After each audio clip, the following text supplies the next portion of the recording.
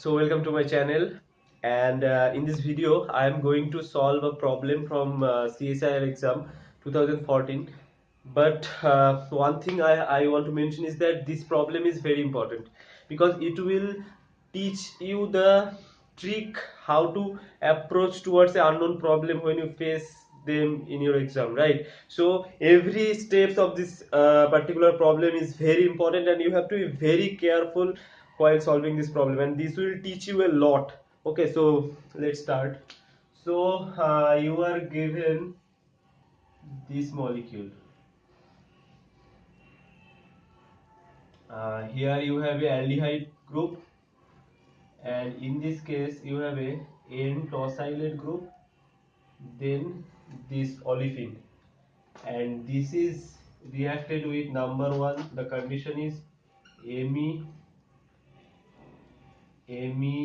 NH CH2 COOH, and with this triethylamine and your DMF, right?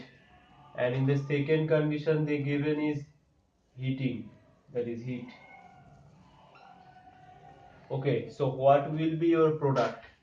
And four products are given in this. As usual, four options are given. So I picked this question from NET December 2014, and it is from set B, question number 120. Okay, so I would suggest you to first look at that question and which options are given, then you will be able to correlate with me, right? So you have to first look at the options. Now this question is particularly important because the reagents which are given here are not very well known. Okay, although this is if you look at this one carefully, this is nothing but an alkylated glycine, that is amino acid. Okay, so it is basically your amino acid where this NH2 group is alkylated with methyl, right? So you have two hydrogen, glycine. Okay, so this is your substrate. Now you have a amine group here. Okay, so why triethylamine is given? It is one reason is that it will deprotonate. So you know the amino acids remain as deuterionic form, so it will remain as this form NH3 NMeH2 plus. Okay, so this what this triethylamine will do? It will just deprotonate this to give you the conjugate base form of the amino acid, that is this, right? So now this is a reactive form, so to make it reactive this triethylamine is used. This is one of the reasons. Now if you have a amine group and have a aldehyde group, you know that condensation reaction occurs, that is this aldehyde and this amine will condensate. So what you will get? So you will get here this, right? I don't think that you need mechanism for this. This is a very simple one. And this step also, this triethylamine. So I can draw it like so this is your aldehyde and you are using a, so let's say secondary amine Me2NH. So it will first attack here to form this OHN Me2, right? This type of tetrahedral intermediate. Now this, it can kick off this to give you this Me2 plus, right? So this is forming here. So this first step this will form. Okay, and throughout the reaction to make this nitrogen lone pair free, this triethylamine base is used. So first step you get this. Now as they have given this heat in the second step, it is a big clue. Okay, so you have to use the clue that heat is given in the reaction. So heat, what can do heat? So first of all, heat can do heat by using heat we can do any pericyclic reaction. So cycloaddition reactions can occur, electrocyclic reactions can occur, or sigmatropic rearrangement can occur. So you have to find out if there is any possibility of pericyclic reaction. And if you look at here, there is no such possibility. There is only two double bonds, but 2+2 cycloaddition is only possible in heating condition for ketenes. So the possibility of 2+2 cycloaddition is not there. Now what other thing can happen? So in heating condition, if you know, decarboxylation reaction can occur, and in this case this carboxylic group is perfect for undergoing decarboxylation. So if I draw it in a open form, so this is your structure of the carboxylate. Okay, so if you push the arrow, you can see that this is a perfect orientation for decarboxylation of this carboxylate, and out of this you will be getting this, right? Okay, so this you will get. Now this is your 1,3 dipolar, this is your 1,3 dipolar part, and this is your alkene part. Okay, so if you count the electrons, there are 2 pi electrons, and there are also 2 pi electrons, and this is a negative charge, again 2 pi electrons. So this is a 4+2 partner. This is a 4+2 partner, and heating condition is given in your reaction. Okay, so it can undergo a 4+2 cycloaddition reaction. So this is a very important part, right? Now you have the question of regioselectivity. Okay, and if you know what is the structure of HOMO and LUMO of this compound, you can see that if you have a 1,3 dipolar partner like this, okay, where you have substituent in one part and no substituent in other part, then the coefficient of HOMO will be always greater here, right? So this, at this side the coefficient of HOMO will be greater. So in this case, at this side the coefficient of HOMO will be greater, and at this side this will be lower, right? And now this alkene, for any alkene, if you draw the LUMO, you will know that the coefficient of LUMO will be higher at this part and lower at this part, right? So you can draw it like this. So it will be higher at this part and lower at this part. So these two center will interact. So they interact like this. Now you can say it in terms of without looking at HOMO LUMO. You can also say it that this can by considering the reaction as ionic. So it will be clear if I draw the perfect transition state structure. So it will actually go through a, so I can draw another structure. So what will be the structure of the transition state? So it will go through a boat like transition state, right? And you can draw it. So you have this in this, right, plus, and here you have methyl group. Okay, now this partner in,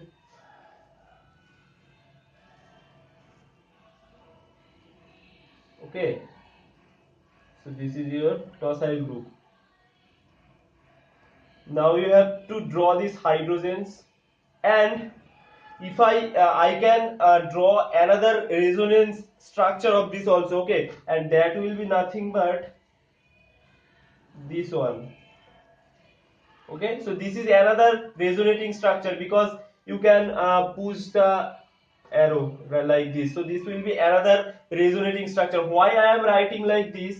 Because it will tell you what will be the stereochemistry of these hydrogens after the reaction, because in the options there are given two options, so you have to identify which is correct, right? Now you can see the reaction can occur like this.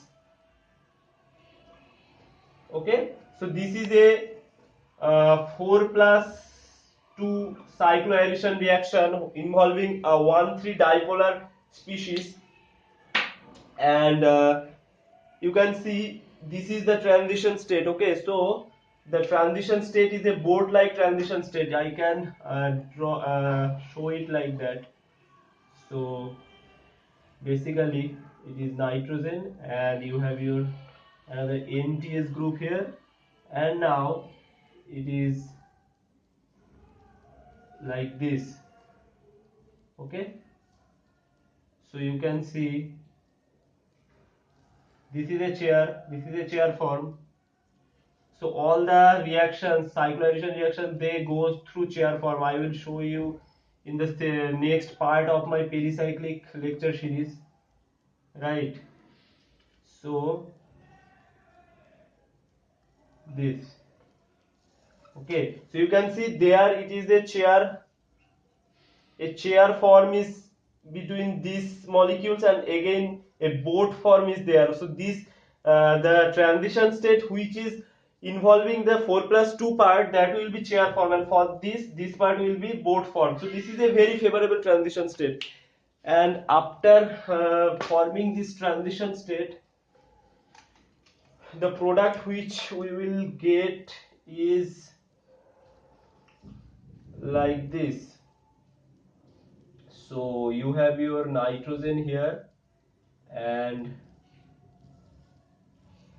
this, right?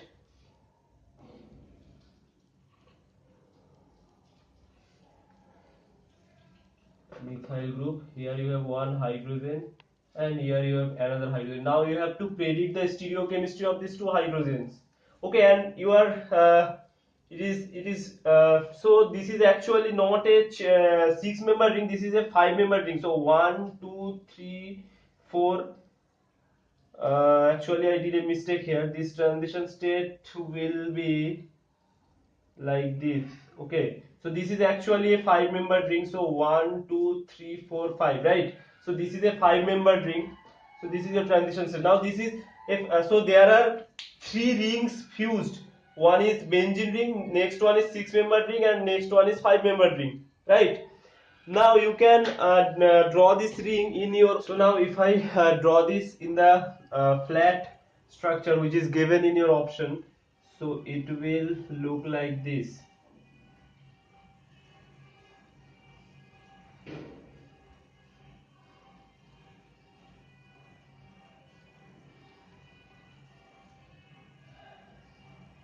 Okay, so this is your structure. Now you have to determine the stereochemistry of these two hydrogens. So it will be cis. Okay, so both are in the same side. How can you know that? So for this you have to look at this particular structure. You can also look at this transition state also, like right. So this is your hydrogen. Okay, so you can see that they are approaching in such a way that if I consider this 1,3 dipolar part is at the board, and this diene part, this olefin part is approaching towards the board, right? So now um, this is hydrogen, it is in the plane of the board, and this hydrogen is also at the same plane. Now when the olefin is approaching like this, so it is initially at the trigonal form, and after reaction it will transform the tetrahedral form, so it will bend like this. Okay, so it will go upward. So this is why it is coming upward. In this also it is shown that it is coming upward. Now what is the situation of this other hydrogen? You can see this hydrogen is at the outer side, and this phenyl group is at the inner side. Okay, so after reaction this phenyl group will go downward, and this hydrogen will go upward. Okay, and you can see in this particular transition state also that this is axial and this is equatorial. If you think it as a chair form of cyclopentane, so a chair form of cyclopentane generally looks like this. Okay, so if you have a substituent like this particular fashion, so one is up, one is axial. It is not axial, it is pseudo-axial, and it is pseudo-equatorial. So one is pseudo-axial and one is pseudo-equatorial. So they should be cis. And in this case also it is pseudo equatorial and it is pseudoaxial, so they both should be cis. So in this case they are cis. So this is how you can determine the stereochemistry of these two hydrogen. So this is the right. Now this problem, as you have noticed, this is a very good problem.